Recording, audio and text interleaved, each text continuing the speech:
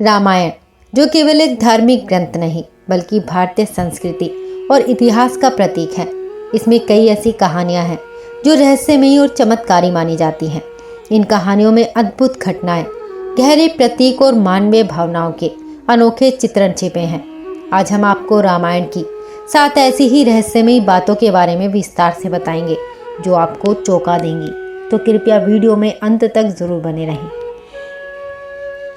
इसमें सबसे पहले है पंचवटी का रहस्य। पंचवटी, जहां राम, लक्ष्मण और सीता ने अपने वनवास के दौरान निवास किया था, ये एक अद्भुत और रहस्यमयी स्थान था। इस स्थान को न केवल ऋषि मुनियों का तपोस्थल माना गया, बल्कि इसे देवताओं और दैत्यों के संघर्ष का साक्षी भी बताया गया है। इस स्थान से जुड़ी कई कहानियां और घटनाएं हैं जो इस स्थान को पवित्र और रहस्यमयी बनाती हैं। इसी स्थान पर लक्ष्मण ने शूर्पणखा की नाक काट दी थी, जिसके बाद इस स्थान का नाम नासिक पड़ा था। इसी स्थान पर राम जी और लक्ष्मण जी ने खर और दूषण का वध किया था। पंचवटी में ही श्री राम की भेंट जटायु से हुई थी, जो कि दशरथ के मित्र भी थे। मारीच का वध भी इसी स्थान के निकट हुआ था। पंचवटी में 5 वट के वृक्ष जो कि पास पास हैं, इसीलिए भी इसे पंचवटी कहा जाता है। इस स्थान को रामायण काल से ही पवित्र स्थल के रूप में इसीलिए भी माना जाता है क्योंकि यहाँ कई बड़े बड़े ऋषियों ने तपस्या की थी। इसी स्थान पर रावण ने माता सीता का हरण भी किया था। जब रावण ने सीता का हरण किया, उससे पहले लक्ष्मण जी ने कुटिया के चारों ओर एक रेखा खींची थी, जिसे लक्ष्मण रेखा कहा जाता है। कहा जाता है कि ये रेखा एक सुरक्षा कवच थी, जिसे पार करने का साहस किसी भी दैत्य में नहीं था। लेकिन सीता ने इस रेखा को पार किया और ये रावण के लिए एक अवसर बन गया। क्या ये केवल लक्ष्मण का ज्ञान था या कोई दिव्य शक्ति जो इस रेखा को इतना प्रभावशाली बनाती थी? पंचवटी में ऐसी ही कई घटनाएं हुई हैं जो इस स्थान को सभी स्थानों में सबसे अलग बनाती हैं। इसमें दूसरा है राम सेतु के निर्माण का रहस्य। राम सेतु, जिसे एडम्स ब्रिज के नाम से भी जाना जाता है, ये वह स्थान है जहां भगवान राम की सेना ने श्रीलंका पहुंचने के लिए समुद्र पर पुल का निर्माण किया था। इस पुल को बनाने में नल और नील नामक 2 वानरों का विशेष योगदान था। कहा जाता है कि नल और नील को वरदान प्राप्त था कि उनके द्वारा पानी में फेंके गए पत्थर तैरने लगते थे। आज भी ये घटना वैज्ञानिकों के लिए एक रहस्य है। राम सेतु का उल्लेख सबसे पहले हमारे प्राचीन ग्रंथों में हुआ है। वाल्मीकि रामायण में इसका स्पष्ट वर्णन मिलता है, जहां भगवान राम की सेना ने श्रीलंका तक पहुंचने के लिए समुद्र पर पुल का निर्माण किया था। लेकिन आधुनिक समय में राम सेतु के अस्तित्व की पुष्टि के लिए वैज्ञानिक और ऐतिहासिक अध्ययन हुए हैं। 1755 में ब्रिटिश मानचित्रकारों ने पहली बार राम सेतु का उल्लेख एडम्स ब्रिज के नाम से किया। ये नाम पश्चिमी मान्यताओं पर आधारित था, जिसमें इसे पैगंबर आदम के जन्नत से गिरने का स्थान माना गया। 1960 के दशक में नासा द्वारा जारी की गई सैटेलाइट तस्वीरों से पहली बार राम सेतु की संरचना को स्पष्ट रूप से देखा गया। ये तस्वीरें समुद्र के अंदर एक चूना पत्थर की श्रृंखला को दिखाती हैं, जो भारत के रामेश्वरम और श्रीलंका के मन्नार द्वीप के बीच फैली हुई है। इन तस्वीरों ने प्राचीन मान्यताओं को फिर से चर्चा में ला दिया और राम सेतु की ऐतिहासिकता पर अध्ययन बढ़ा दिया। भारतीय पुरातत्व सर्वेक्षण और अन्य संस्थानों ने समय समय पर राम सेतु के अवशेषों का अध्ययन किया। 2007 में एक विवादास्पद रिपोर्ट में इसे मानव निर्मित संरचना नहीं बल्कि एक प्राकृतिक संरचना बताया गया था। हालांकि कई धार्मिक और सांस्कृतिक संगठनों ने इसे रामायण से जोड़ते हुए ये दावा किया कि यह मानव निर्मित है और भगवान राम की सेना द्वारा बनाया गया है। राम सेतु का सबसे पहले उल्लेख हमारे शास्त्रों और रामायण में ही मिलता है। आधुनिक समय में इसकी भौगोलिक उपस्थिति की पुष्टि 18वीं शताब्दी में हुई और वैज्ञानिक साक्ष्य 20वीं शताब्दी के मध्य में उपलब्ध है। यह पुल आज भी धर्म, विज्ञान और इतिहास के लिए एक महत्वपूर्ण विषय बना हुआ है।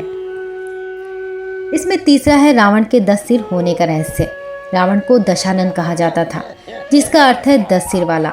लेकिन ये सवाल हमेशा से बना हुआ है कि क्या रावण के सच में 10 सिर थे या ये केवल एक प्रतीकात्मक वर्णन है।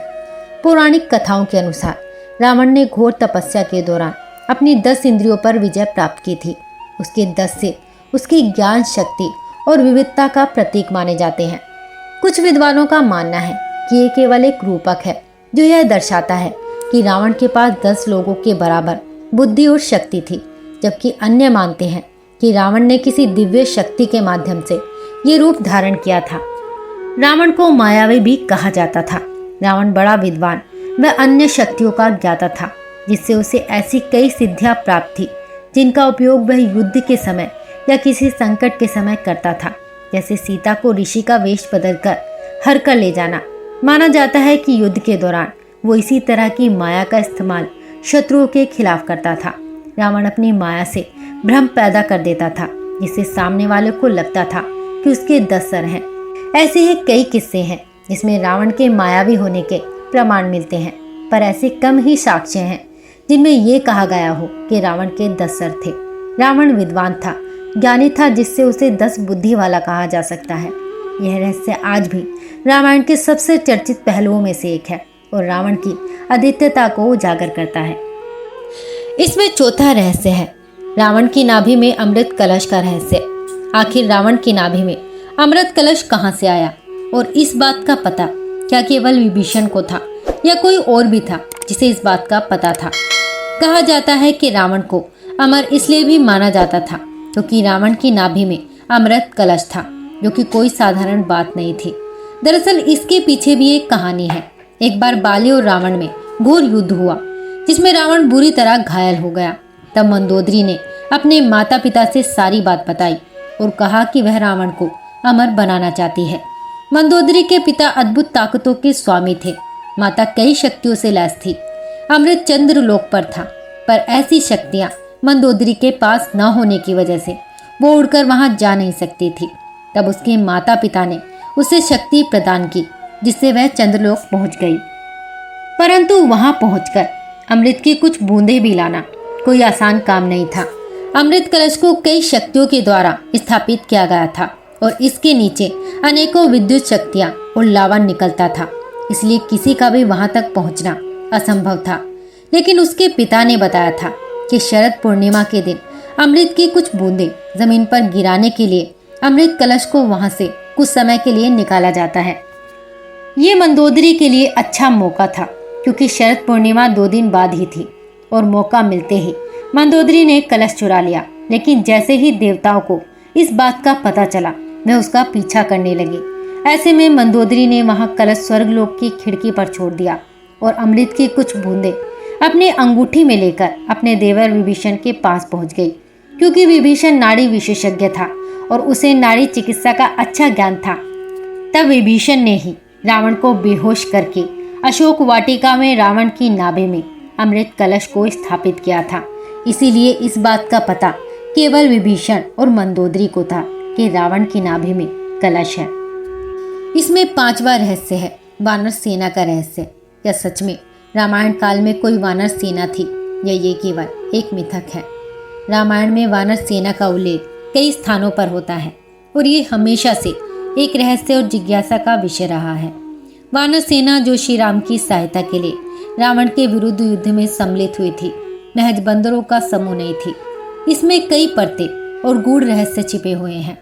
वानर शब्द, जिसका शाब्दिक अर्थ होता है वन में रहने वाले, पौराणिक दृष्टिकोण से वानर कोई साधारण बंदर नहीं थे। ये एक जाति थी जो वन में निवास करती थी और असाधारण शक्ति, बुद्धि और युद्ध कौशल से युक्त थी।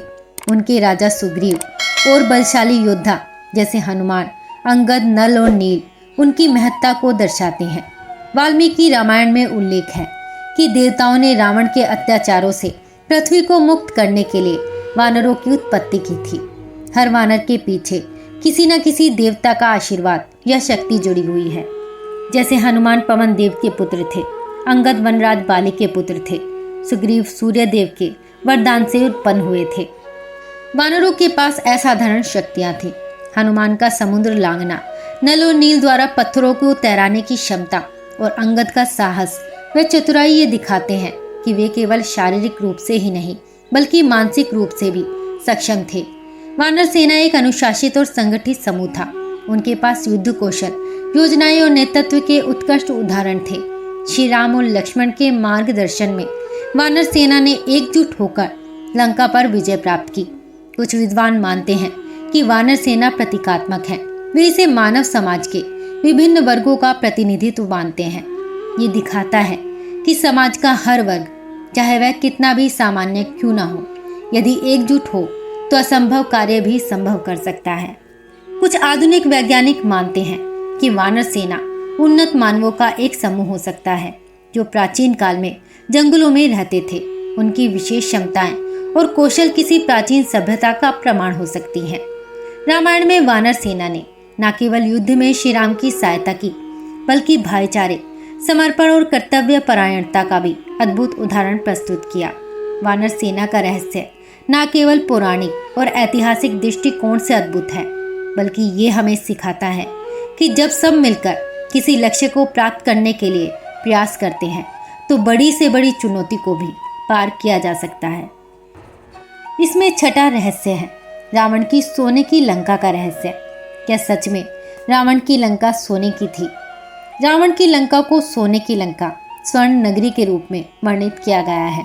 रामायण और अन्य पौराणिक ग्रंथों में इसे भव्य स्वर्ण से अलंकृत और अत्यंत समृद्ध बताया गया है। लेकिन सवाल उठता है कि क्या रावण की लंका सचमुच सोने की थी या ये केवल प्रतीकात्मक और काव्यात्मक वर्णन है? आइए इसे गहराई से समझते हैं। वाल्मीकि रामायण में लंका को एक अद्वितीय और स्वर्ण से सजी नगरी के रूप में दर्शाया गया है। लंका का निर्माण स्वयं विश्वकर्मा यानी कि देवताओं के वास्तुकार ने किया था। रावण की राजधानी को चमचमाते महलों, ऊंचे किलों और स्वर्ण जड़ित दरवाजों से सुसज्जित बताया गया है। जब हनुमान जी लंका पहुंचे तो उन्होंने इसे दूर से देखा और इसका तेज ऐसा था मानो सूर्य की किरणें पृथ्वी पर उतर आई हों। लेकिन लंका पूरी तरह से सोने की बनी हो, ये भौतिक रूप से असंभव लगता है। सोना एक मुलायम धातु है जो भवन निर्माण के लिए उपयुक्त नहीं है। लंका के महल और भवन शायद इतने भव्य और अलंकृत थे कि वे चमकदार दिखते थे। सोने का उपयोग शायद सजावट और अलंकरण के लिए किया गया हो। लंका का सोने की नगरी के रूप में वर्णन उसकी अपार समृद्धि, वैभव और भव्यता को दर्शाने के लिए किया गया हो सकता है। सोने की लंका रावण की शक्ति, ऐश्वर्य और अपार धन का प्रतीक है। श्रीलंका में कई स्थानों को रावण की लंका से जोड़ा जाता है।